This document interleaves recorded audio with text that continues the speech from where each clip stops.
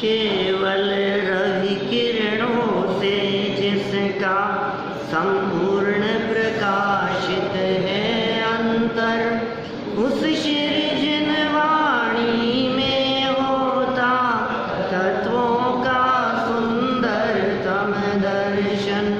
सदर्शन बोध चरण पथ पर अविरत जो बढ़ते हैं मुनिगण, उन देव परम आगम गुरु को शत शत वंदन, शत शत वंदन, शत शत वंदन, शत शत वंदन।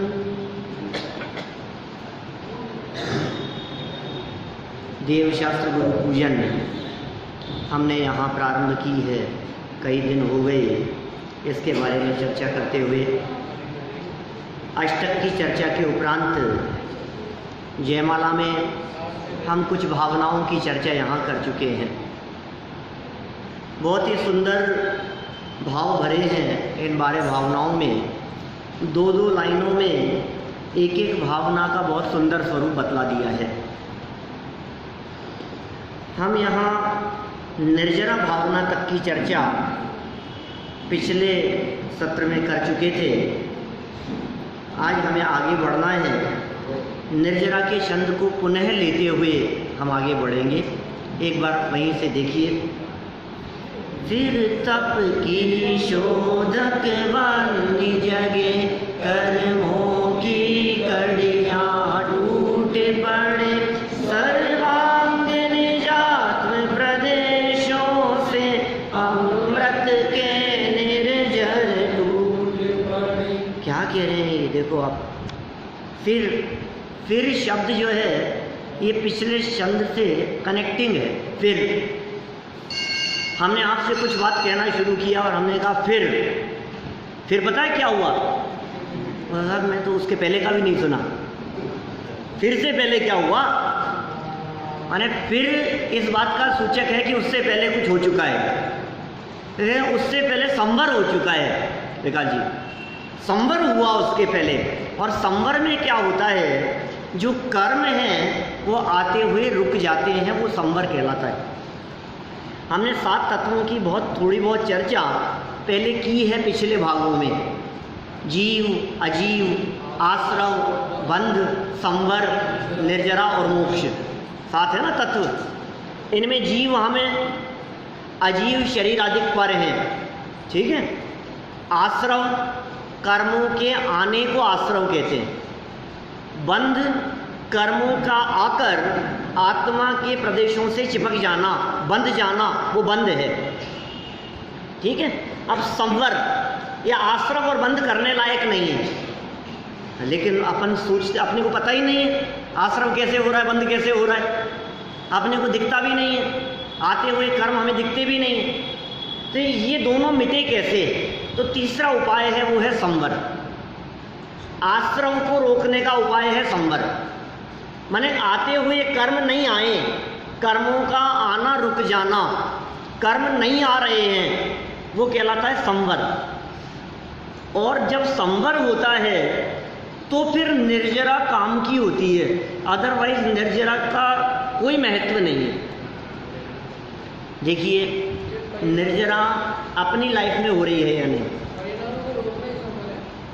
अपनी लाइफ में निर्जरा हो रही है या नहीं, पहले ये बताओ।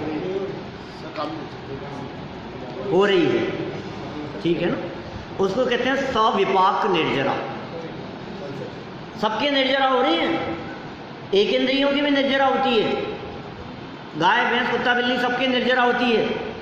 क्या मतलब समझ में नहीं आया साहब, कैसी बात कर रहे हो आप? निर्जरा तो बहुत अच्छी चीज़ है, निर्जरा से तो मोक्ष हो जाता है, निर्जरा में तो कर्म झड़ते हैं। ऐसी निर्जरा सबके होती है क्या कोई? हाँ होती है। सुनो भाई, जो भी कर्म हमारे बंधे हैं, जो भी कर्म हमारे बंधते हैं, वे कर्म फल देने के बाद उनका क्या होता है? खत्म। फल देने के बाद में कर्म छूटेंगे ना, या फल देने के बाद भी बंधे रहेंगे? जब अपना काम पूरा हो गया तो कर्म झड़ गए। तो वो जो कर्म झड़ रहे हैं, जो फल देकर के कर्म झड़ गए, उनसे हमारा कुछ भी मतलब सिद्ध होने वाला नहीं है। इसको कहते हैं, दौलत राम जी ने छेड़ाला में चर्चा की। इसी निर्जरा भावना के लिए एक बहुत सुंदर छंद लिखा 5वीं ढाल में। निज काल पाए विधि झरना, तासो निज काज न सरना। क्या कहा भैया, वापस बोलता हूं। निज काल पाए विधि झरना, अर्थ समझ में आ रहा है?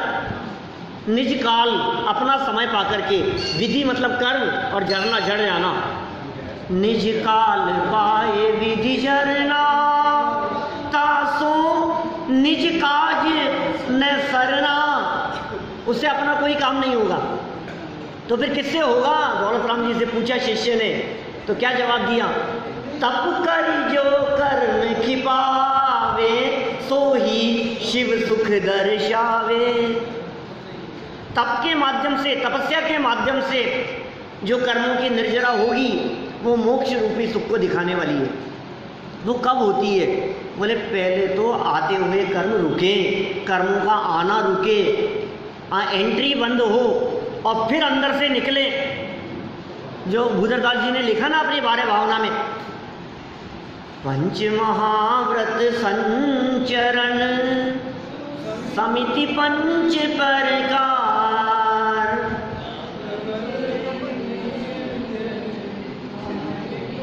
और इससे पहले वाली लाइन, 4 लाइनों का छंद है निर्जरा भावना का। ज्ञान दीप तप तेल भर, घर शोधे भ्रम चोर, या विध बिन निकसे नहीं। कौन? बैठे पूरब चोर। याद है 12 भावना तो हैं, बचपन से बोलते रहते हैं। बैठे पूरब चोर, पूर्व के बैठे हुए चोरों का निकल जाना। अरे भाई चोरों का बहुत डर है, चोरी ना हो जाए, चोरी ना हो जाए। तो क्या करना? सबसे पहला काम तो दरवाजे बंद करना, बाहर से चोर नहीं आए। ये कर्म रूपी चोर है, ये कर्म रूपी लुटेरे हैं। क्या लूट लेते हैं ये? भव विकट वन में कर्म बैरी, ज्ञान धन मेरो हर्यो। बोलो, तब इष्ट भूल्यो और भ्रष्ट होए, और अनिष्ट गति धरतो फिर्यो। अनिष्ट गतियों में घूमता फिरा। क्यों? इस भव विकट वन में कर्म रूपी बैरियों ने, कर्म रूपी शत्रुओं ने, कर्म रूपी चोरों ने, लुटेरों ने मेरे ज्ञान रूपी धन को हर लिया। तो क्या करना कि ये चोर आए नहीं, इसके लिए पहले दरवाजे बंद करो। सबसे पहला काम, आ नहीं सके, चोरों की एंट्री नहीं होनी चाहिए यहाँ। वो कहलाता है संवर। कर्मों की एंट्री नहीं है, उसका नाम है संवर। और फिर दरवाजे तो बंद कर लिए, लेकिन भाई साहब अंदर तो देखो, कोई चोर अंदर ही बैठा हो पहले से।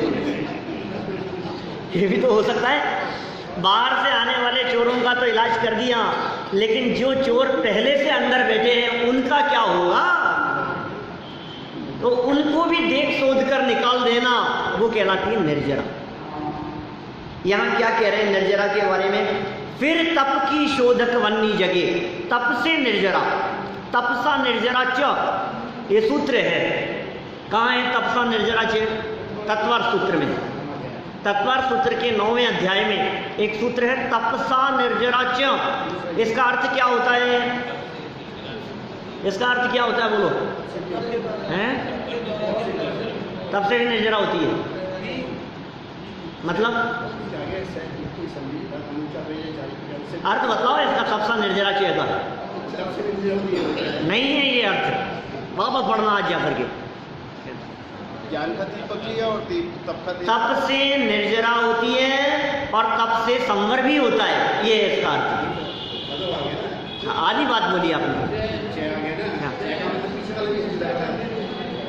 तप से निर्जरा भी होती है और तप से संवर भी होता है। ये कह रहे तप की शोधक, शोधना, देखना, बारीकी से देखने को कहते हैं शोधना।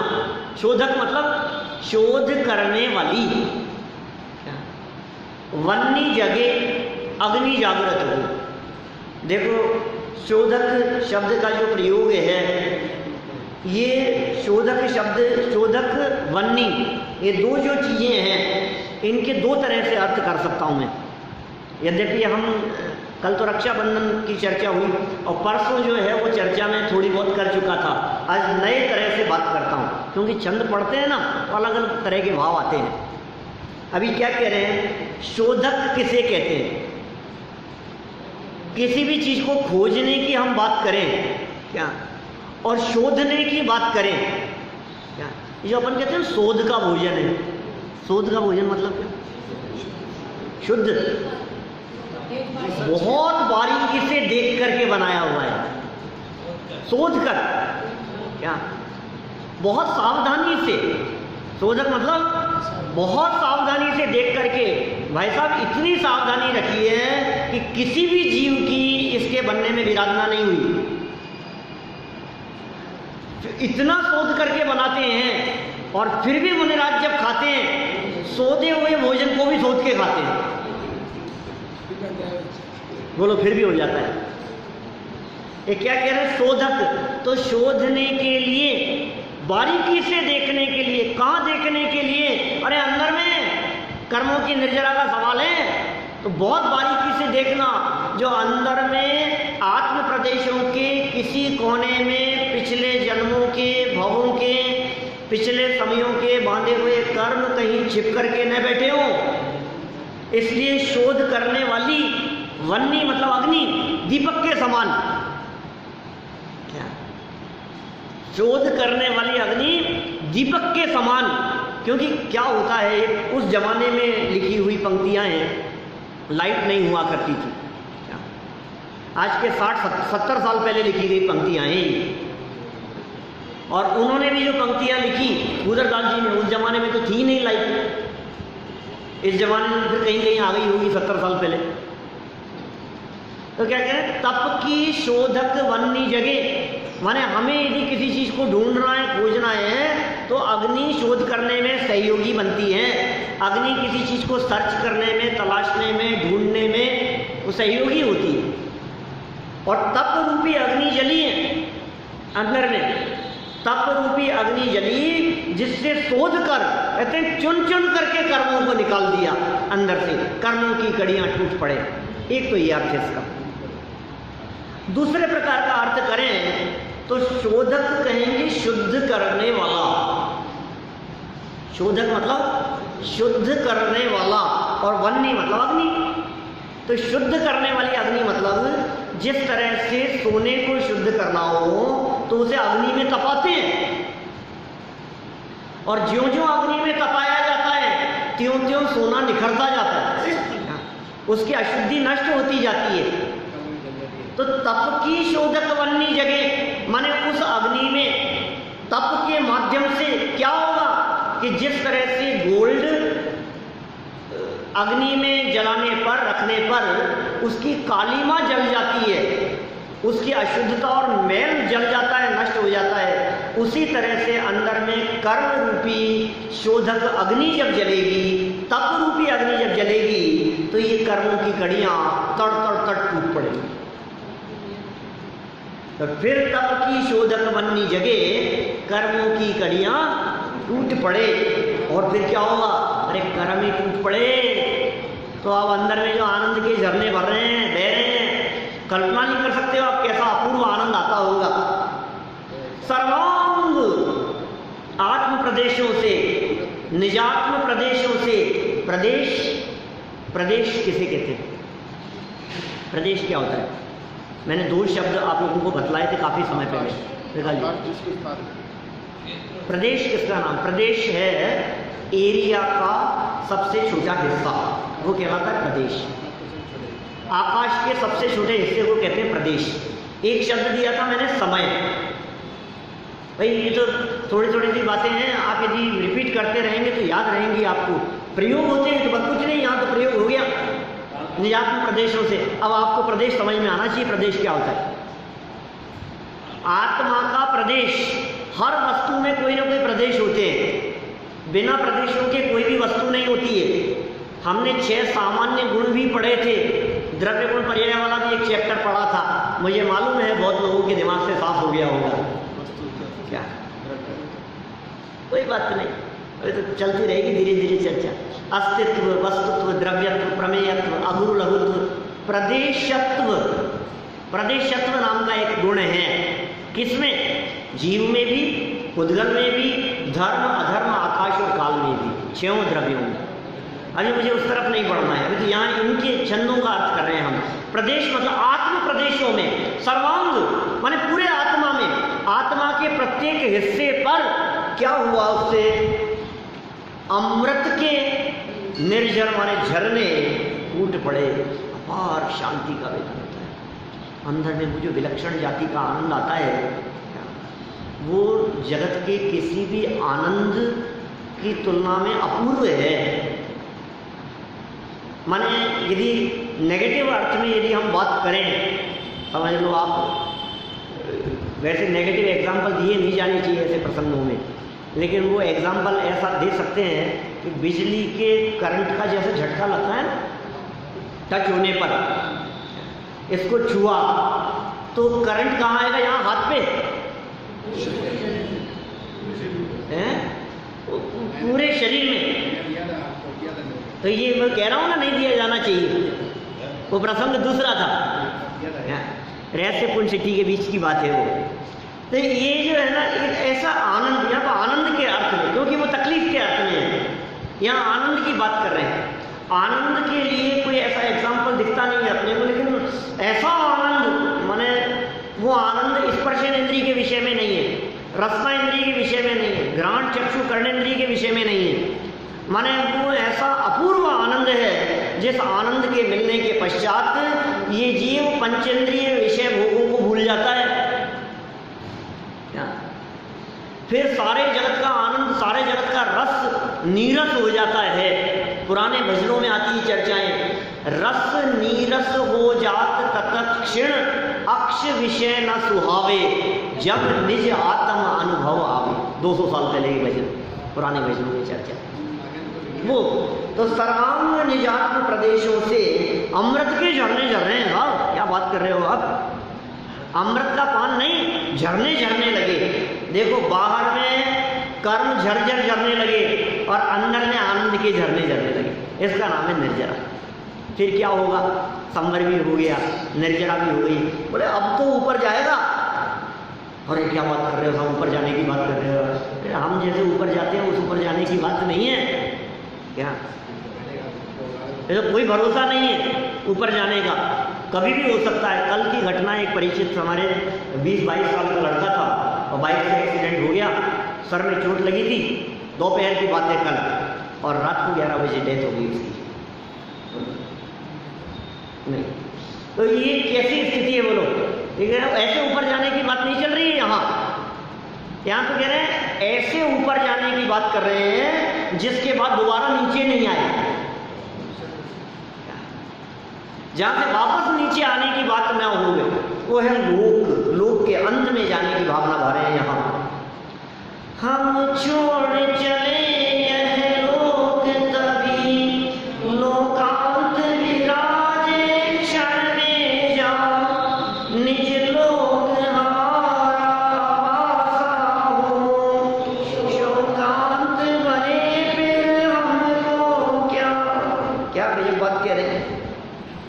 हम छोड़ चले यह लोक, हम तो छोड़ चले भैया, इस दुनिया को छोड़ चले हम। क्या जग में ना हमारा कोई था, हम भी न रहे जग के साथी। बोली थी ना पंक्तियां अपन ने, कहाँ बोली थी? बोलो। जग में ना हमारा कोई था, हम भी न रहे जग के साथी। आगे आएगी चर्चा, आगे आएगी 4 लाइन छोड़ करके। पूजन में बोलते रहे, इसी पूजन में लास्ट लाइन है देखो, हम छोड़ चले हैं लोक तभी क्या होगा? लोकांत विराजे, लोक के अंत में। आपको पता है सिद्ध भगवान कहाँ विराजमान होते हैं? सिद्ध भगवान कहाँ रहते हैं? अनंत भगवान कहाँ होते हैं? अनंत परमात्मा कहाँ रहते हैं? व्यवहार से बात कर रहा हूँ, उपचार का सद्भुत व्यवहार में से अनंत परमात्मा कहाँ रहते हैं? पृथ्वी से 5000 धनुष ऊपर समम शरण में रहते हैं तीर्थंकर परमात्मा। सामान्य अरहंत परमात्मा जो होते हैं, जो तीर्थंकर नहीं है और अरहंत हो गए हैं, वे भी इस धरती से 5000 धनुष ऊपर चले जाते हैं, अधर रहते हैं, नीचे कमल की रचना होती है और सारी गंधकुटी वगैरह जैसी व्यवस्था होती है। अधर रहते हैं ऊपर आसमान में, अनंत परमात्मा इसी लोक में। 5000 धनुष भी ज़्यादा थोड़ी ना। 5000 धनुष का मतलब कितना हो गया? 7.5 किलोमीटर लगभग फ्लाइट उड़ती है, तो 7.5 किलोमीटर को बहुत ज़्यादा नहीं है। तो फिर अरहंत अवस्था के बाद सिद्ध अवस्था की जब प्राप्ति होती है तो कहाँ चले जाते हैं? कि और ऊपर कहाँ? स्वर्गों को भी क्रॉस करते हुए 16 स्वर्ग ग्रेवे कानुजी शनुत्तर आदि सरवर सिद्धि को पार करते हुए लोक के अंत में टॉप पर जाकर के विराजमान हो जाते हैं। लोकांत विराजे क्षण में या क्षण मात्र में ही लोक के अंत में जाकर के विराजमान हो जाएंगे। हम अपनी बात कर रहे हैं। और निज लोक हमारा वासा हो, वास मतलब रहने का स्थान, निज लोक। कहाँ रहेंगे आप? सारी दुनिया ये कहेगी कि वहाँ रहते हैं, और सच्चाई ये है कि हम अपने आप में रहेंगे। निज लोक हमारा वासा हो, कहाँ रहते हैं अनंत परमात्मा? व्यवहार से कहा ना भी अपन ने 5000 धनुष ऊपर है, निश्चय से कहाँ रहते हैं? अपने में रहते हैं। क्या आप कहाँ रहते हो? किशनपुर बाजार में। कितने किलोमीटर का किशनपुर बाजार? 1 किलोमीटर का होगा एरिया है। 1 किलोमीटर का एरिया आपका है? व्यवहार है, व्यवहार से क्या? आप कहाँ के रहने वाले हो? सब जयपुर के। कहाँ रहते हो? बोले जयपुर में। अरे जयपुर 40 किलोमीटर का, लेकिन जयपुर तो बहुत बड़ा है, लेकिन हम तो जयपुर के एक छोटे से हिस्से में रहते हैं। 40 किलोमीटर के जयपुर में थोड़ी ना रहते हैं हम। उसके एक छोटे से हिस्से में, छोटे से बाजार में, छोटे से मोहल्ले में, छोटे से मकान में हैं, और उस मकान के भी एक कमरे में सोते हैं और कहते क्या है कि हम जयपुर में रहते हैं। और बाहर जाओ तो क्या कहते हैं? हम तो इंडिया में रहते हैं। गजब हो गई। तो व्यवहार कथन है इस तरह के। सच्चाई ये है कि कोई भी अपने आत्म प्रदेशों को छोड़कर बाहर नहीं निकलता। जब सिद्ध अवस्था की प्राप्ति होगी तो भले ही बाहर ही किसी भी क्षेत्र में रहे, लेकिन निज लोक, ये निज लोक क्या चीज है? ये निज लोक है चैतन्य लोक, ये निज लोक है अपना आत्मा, वो अपना क्षेत्र है, वही हमारा वास हो जाए। और फिर क्या होगा? शोकांत बने। हमको क्या सब शोकों का अंत हो जाएगा। अब कोई शोक नहीं है, फिर कोई तकलीफ नहीं है। मरण का एक शोक होता है ना, अरे साहब उनके यहाँ तो शोक हो गया। क्या हो गया उनके यहाँ? शोक। कैसे हो गया? मर गया कोई। अब कह रहे हैं शोकांत बने, अब मरने का काम ही नहीं है, उसका अंत हो गया। मौत की मौत हो गई। सिद्ध अवस्था की प्राप्ति का मतलब मृत्यु की मृत्यु हो गई, अब कभी मौत नहीं आएगी। अब उस अवस्था की प्राप्ति हो गई जिसके बाद में वापस लौट करके आने का काम नहीं है। फिर हमको क्या? अब देखो केवल ज्ञान की प्राप्ति की बात कर रहे हैं यहाँ पर। जागे मम दुर्लभ बोधि प्रभु, दुर्नयतम सत्वर टल जावे, वस ज्ञाता दृष्टा रह जाऊं, मदमत्सर मोह विनश जावे। क्या कह रहे हैं? देखो जागे माने प्रकट हो। क्या प्रकट हो? मम मेरे, दुर्लभ बोधि, दुर्लभ बोधि की प्राप्ति हो, ये प्रकट हो जाए। रत्नत्रय कहते हैं वास्तव में बोधि को। सम्यक दर्शन, सम्यक ज्ञान और सम्यक चारित्र को कहते हैं बोधि। कहीं कहीं बोधि दुर्लभ की चर्चा करते हुए केवल ज्ञान की दुर्लभता की भी बात कही है, और कहीं कहीं बोधि दुर्लभ की चर्चा करते हुए सम्यक ज्ञान की दुर्लभता की बात कही है, और कहीं कहीं बोधि दुर्लभ भावना बतलाते हुए बहुत नीचे लेवल से चलते हुए मनुष्य भाव की दुर्लभता तक से चर्चा कर दी है। हमारे भावनाओं में प्रयोग है लेखकों के अलग अलग। ये क्या कह रहे हैं यहाँ? जागे मम दुर्लभ बोधि प्रभु। उन्होंने क्या कहा भूधरदास जी ने? धन कन कंचन राज सुख सब ही सुलभ कर जान, दुर्लभ है संसार में। क्या दुर्लभ है?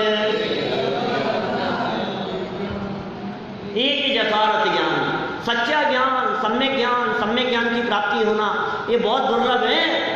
दुनिया में आपको सच्ची बात कहने वाले बहुत कम मिलेंगे ही नहीं। वो वही बात कहेंगे जो आपको अच्छी लगने वाली बात होगी, प्रभावित होकर के बात करेंगे वो, क्योंकि जानते ही नहीं, पहले तो खबर नहीं है, फिर दूसरी बात फंसाने वाले बहुत हैं दुनिया में, उलझाने वाले बहुत हैं। सम्यक ज्ञान की प्राप्ति होना ये महान दुर्लभ है। एक इंद्रिय दशा में ज्ञान नहीं होता, तो वहाँ से निकल करके दो इंद्रिय दशा की प्राप्ति होने में कुछ ज्ञान बढ़ता है। पेड़ पौधों को कितना सा ज्ञान है, ज्ञान तो है लेकिन बहुत कम है। फिर दो इंद्रिय हो गए, लट मटर में निकल गई, अब क्या होगा उसका, क्या ज्ञान है उसको।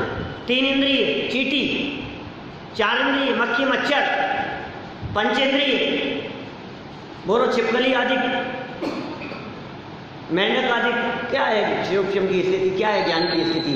ये भाई साहब बहुत दुर्लभता से बढ़ते बढ़ते मनुष्य जीवन मिल गया है हमारे, बहुत दुर्लभता से मिल गया है। एक एक क्षण जा रहा है हमारा, बहुत दुर्लभ है। एक एक क्षण मृत्यु नजदीक आती जा रही है, मौत नजदीक आ रही है हर पल, अंदाजा ही नहीं है हमारे को। ये सोच रहा है मैं बढ़ रहा हूँ, मैं बड़ा हो रहा हूँ, आगे बढ़ रहा हूँ, मैंने इतना कमा लिया, मैंने इतना इकट्ठा कर लिया, कुछ नहीं है। क्या कर लिया आपने? मौत नजदीक आती जा रही है हर पल। ये दुर्लभ काम हो जाए, बोधि की प्राप्ति, सम्यक ज्ञान की प्राप्ति, भेद विज्ञान। मैं शरीर से भिन्न चैतन्य तत्व हूँ, इसकी पहचान का नाम है बोधि रत्नत्रय। प्रभु जागे, ये जागृत हो जाए। हे प्रभु मैं ये भावना बाता हूँ कि ये बोधि की प्राप्ति हो जाए, जो कि अत्यंत दुर्लभ मतलब लभ कहते हैं प्राप्त करना, और दुर मतलब बहुत दूर। जिसे प्राप्त करना बहुत कठिन हो वो कहलाता है दुर्लभ। लभ मतलब प्राप्त करना, और दुर्लभ मतलब मुश्किल है, प्राप्त नहीं कर सकते आप। क्या प्राप्त करना मुश्किल है? अरे साहब पैसा कमाना बहुत मुश्किल है आज के ज़माने में। क्या सोना बहुत मुश्किल है, राष्ट्रपाट संपदा मिल जाना आसान काम थोड़ी है।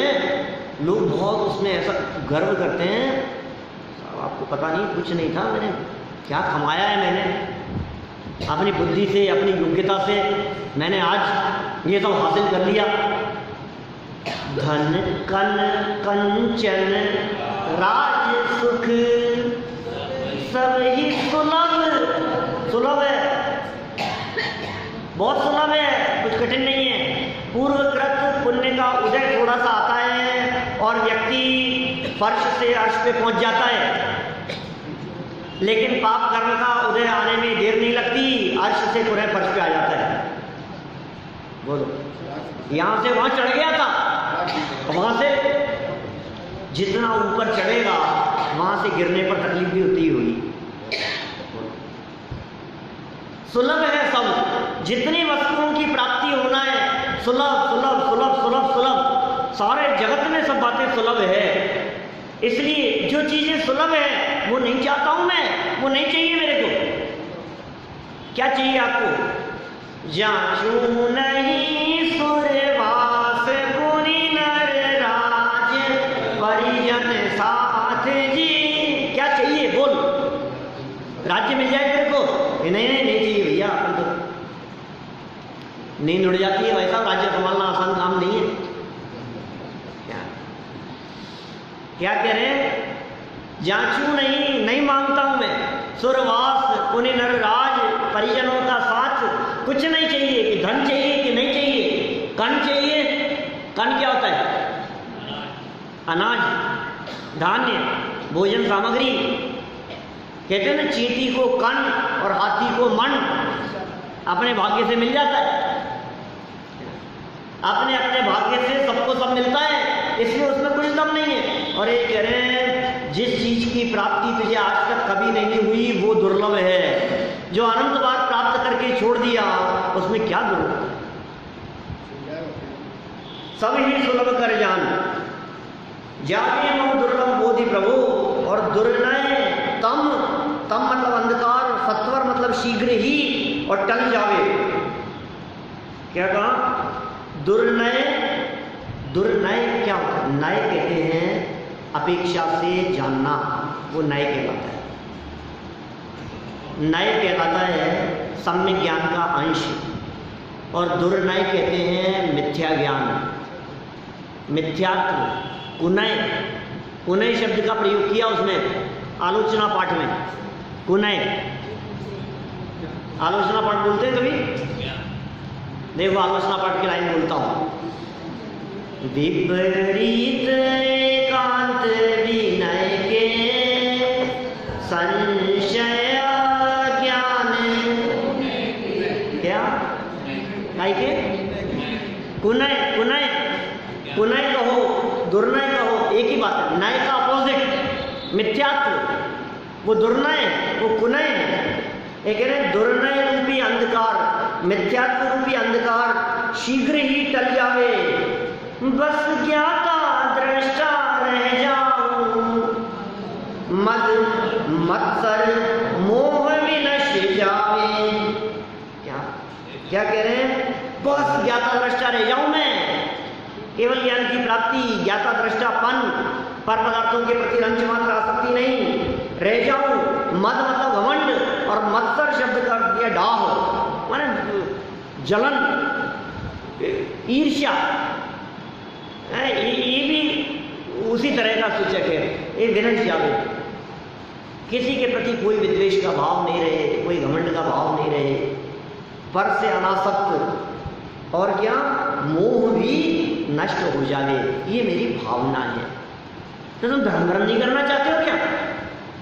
धर्म नहीं चाहते हो तुम? अरे यही तो धर्म है। देखो सब छूट जाते हैं। क्या लोग कहते हैं सच्चा साथी कौन है ये तो बताओ। इस संसार में कोई साथी नहीं दिखता है हमारे को। संयोग है सर्वत्र पर साथी नहीं संसार में। ये बहुत मार्मिक लाइन कह दी नीचे। चिररक्षक धर्म हमारा हो धर्म हमारा चिर साथी, जग में न हमारा कोई था।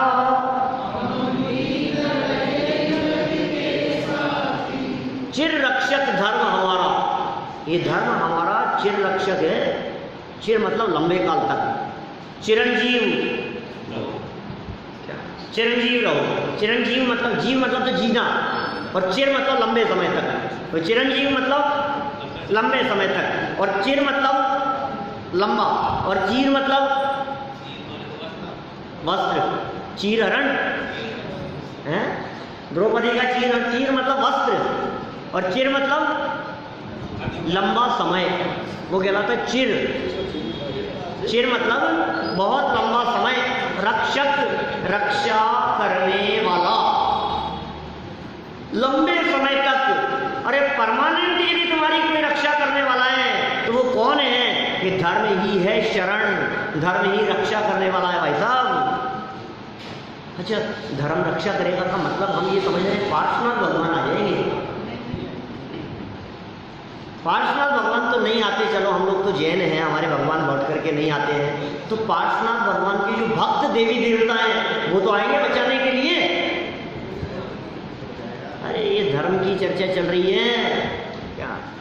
जिनके जीवन में धर्म उतरता है, जिनके अंदर में वेद विज्ञान होता है, जिनके अंदर में सम्यक ज्ञान होता है, जो वस्तु स्वरूप को पहचानते हैं, उनकी रक्षा स्वयं होती है। बाहर में रक्षा करने वालों की जरूरत नहीं होती। क्या रक्षा करने वालों की जरूरत नहीं होती बाहर में, हम स्वयं सुरक्षित हैं। कौन किसकी रक्षा करे? कौन किसकी रक्षा करे?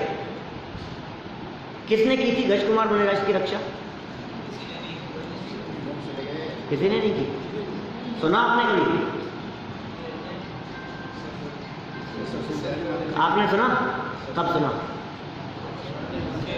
पहले सुनाया था कभी? अरे कल रक्षाबंधन वाले प्रवचन में क्या गज कुमार मुनिराजों की रक्षा किसने की? किसी ने। 700 मुनिराजों की रक्षा तो विष्णु कुमार मुनिराज ने की। क्या? और इनकी किसने की? हैं? इनकी किसी ने भी नहीं करी।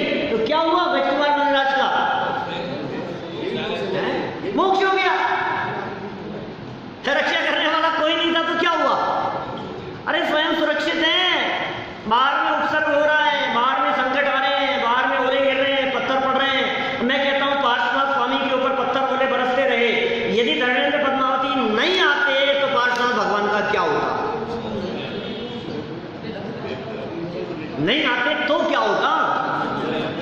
होता क्या, कुछ भी नहीं होता। अपने स्वरूप में लीन थे, स्वयं सुरक्षित थे, उन्हें जरूरत नहीं थी धर्मेंद्र पद्मावती की। धर्मेंद्र पद्मावती आए, वो अपने राग से आए, वो अपनी भक्ति की भावना से आए, ठीक है ना, अपने पूर्व भाव के उपकार को स्मरण करके आए, वो आए थे क्या। लेकिन नहीं भी आते कोई फर्क नहीं पड़ता है। जैसे ऐसा हो कि दारा सिंह का किसी के साथ में लड़ाई हो रही हो और 2 साल का बच्चा आकर के कहेगी मैं बचा लूंगा आपको, और तू क्या बचाएगा। ऐसी हालत है ना। पार्श्वनाथ भगवान 3 लोग के नाथ होने वाले, जन्म से अतुल्य बल के धनी हैं, जन्म के अतिशय हैं उनके, अब उनको किसी को बचाने वाले की जरूरत है। ये सब व्यवहार के कथन है, इन्होंने बचा लिया, इन्होंने रक्षा कर ली, उन्होंने ऐसा कह दिया। सच्चाई ये है कि जिनके हृदय में धर्म बसता है वे स्वयं सुरक्षित होते हैं। कि साहब हमारे हृदय में धर्म होगा तब तो फिर एक्सीडेंट नहीं होगा ना हमारा। क्या पागलपन की बात कर रहे हैं। इन चीजों में क्या दम है कि साहब धर्म यदि हमारे जीवन में होगा फिर तो हमारे घर से चोरी नहीं होगी ना कभी, फिर तो कोई नुकसान नहीं होगा ना, फिर तो हमारे बिजनेस की सुरक्षा होगी ना। लोग नींबू मिर्च टांग देते हैं दुकान पे, हाय के लिए, रक्षा के लिए, रक्षा के लिए, नजर नहीं लगे तो अब नींबू मिर्च की जगह अपना धर्म रक्षा कर लेगा। अरे इसका नाम रक्षा नहीं है। पुण्य पाप कर्म का उदय जैसा भी आना हो सो आएगा, लेकिन पुण्य पाप कर्म का उदय आने पर भी, पाप का उदय आने पर भी और पुण्य का उदय आने पर भी मैं उससे भिन्न एक व्यायक तत्व हूँ, ये सुरक्षित हूँ मैं अपने आप में। ये पाप कर्म का उदय मेरा कुछ बिगाड़ नहीं सकता, इसका नाम है रक्षा। क्या बिगाड़ लेगा बताओ मेरे को, क्या बिगड़ गया ये तो बताओ। पाप कर्म के उदय में सेठ सुदर्शन के ऊपर इल्जाम लगा दिया गया, लांछन लगा दिया गया। पाप कर्म का उदय, निंदा और आलोचना हो गई। सेठ सुदर्शन से पूछा आपका कितना बिगड़ रहा है, आपको कहना है अपनी सफाई में कुछ। क्या कहें, पाप कर्म के उदय में सारी सफाई भरी रह जाती है। जब उदय पाप का आता है तो सफाई काम नहीं करती है, और पुण्य का उदय होता है तो सफाई देने की जरूरत नहीं पड़ती है। क्या ये उदय का खेल है। क्या करें वो लोग, अपने कर्म के उदय का विचार करके ज्ञानी धर्मात्मा शांत रहते हैं। ये निंदा हो रही है, निंदा हो रही है, बिगड़ रही है, लोग थू कर रहे होंगे, मेरा क्या बिगड़ गया ये बताओ उससे, मुझ में क्या बिगड़ गया, कुछ भी नहीं। धर्म ही शरण है। पाप कर्म के वजह में धर्म शरण है, बिजनेस में नुकसान हो जाने पर धर्म शरण है, हार्ट अटैक हो जाने पर धर्म शरण है, दुर्घटना हो जाने पर धर्म शरण है, प्रतिकूल परिस्थितियां बनने पर धर्म शरण है। चिर रक्षक धर्म हमारा हो, ये 4थे नंबर की शरण थी। आप जानते हैं ना कितने लोग शरण है मास्टर साहब, शरण कितने हैं? 4। अर्हन्ते शरणं पवज्जामि, दूसरा सिद्धे शरणं, तीसरी शरण कौन है? और चौथा शरण कौन है? केवली पन्नतम धम्मम शरणं पवज्जामि। पवज्जामि मतलब क्या होता है? पवज्जामि मतलब क्या होता है? बस अरे ये पवज्जामि मतलब जाता हूँ, पवज्जामि मतलब जाता हूँ। केवली पन्नतम, पन्नतम मतलब कहा गया। बालकों पाठमाला भाग 1 से शुरू करो, यदि नहीं आ रहे ये शब्द तो वापस। क्या ये गलती से आ गए अपन यहाँ वितरक विज्ञान भाग 2 तक, आगे पढ़ लिया बस, उसके तो हो गए सब। अब क्या जरूरत है अपने। केवली माने भगवान, अनंत भगवान। पन्नतम मतलब कहा गया, पन्नतम मतलब कहा गया। केवली पन्नतम धम्मम धर्म, शरणम शरण में, पवज्जामि जाता हूँ। केवली भगवान द्वारा बतलाए गए धर्म की शरण में जाता हूँ।